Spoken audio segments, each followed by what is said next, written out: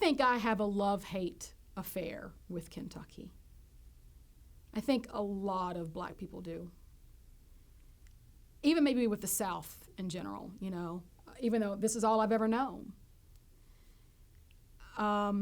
It's not just a political wind that I want to see change in Kentucky. That doesn't matter so much to me. I just want to see us have some common values about appreciation of other people, appreciation about that we all are imports or transplants or immigrants in some capacity.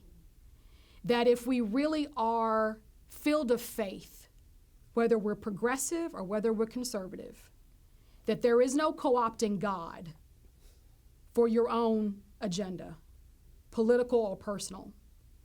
That if you really are driven by your faith, then what does God and Jesus teach us about how we should treat our brothers and sisters, whether they are native born or foreign born?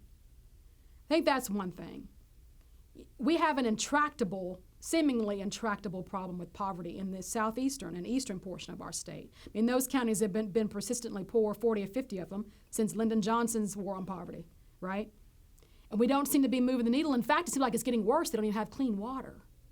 So we have to think to ourselves, why would we brag about the progress of a state when so many citizens have brown water coming out of their taps, where they're boiling water or they can't wash their clothes because the water is filthier than the clothes they're trying to clean?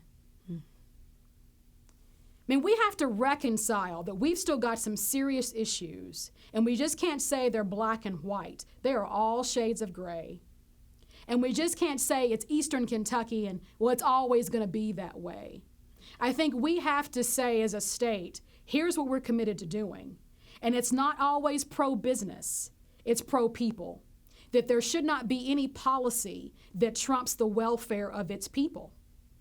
I don't know how you get there. I think if we had the answer to that, we would already be there, right? But I think I see a young generation of people who are not motivated purely by money making. I do, we talk about millennials and the ones that come after them as, being more self-centered or they're more detached from community. I see that pulling away. I see them being more engaged. I see them wanting to be social entrepreneurs, philanthropic entrepreneurs. I see that. And I think our hope is in them, as it always is, for them to show us the way. Just as a child would teach them, these who are now coming up will show us the correct way. When it comes to women, I think we are making strides. It's sad that we haven't had another female governor since Martha Lane, that we haven't had a black female senator since Georgia Davis Powers, that it took Attica Scott to become a state representative black female since Eleanor Jordan in the early 2000s. If we keep score based on, moving the abacus one point at a time, it can be discouraging. But we look at what these women who are in these positions are able to do. You can look at education right now, and there are 3 black men who are over the most significant government bureaucracies of education in this state. Aaron Thompson, CPE, Derek Ramsey, the Cabinet for Education and Workforce, and Commissioner Wayne Lewis, the Department of Education. All 3 black men.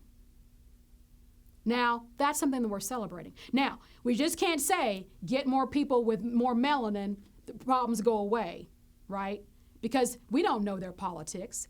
But we do know that they come from a place where they know the struggles of the people they're trying to serve. They know the educational disparities and inequities. They know that the achievement gap is not just black or white, that it's also rural, it's poverty. They know those things. Now it's incumbent upon them that they have those positions to do something with it. And what comes after them, who comes after them, will be determined by how they manage the awesome responsibility they have. But each of us, each woman, there's a little group I have called Not the Only One in the Room. 3 of us created it a few years ago because we saw so many women in Central Kentucky, Lexington, who we just didn't see ever at anything. And we would be in these rooms by ourselves as the only one.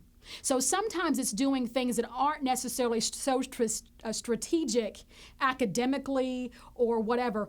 It's about creating a social network, a sense of community. I mean, we have to also be about that business and saying, you know, there's this sister who just started at UK from California. Well, you know, she's on the struggle bus trying to figure out Kentucky. Yeah.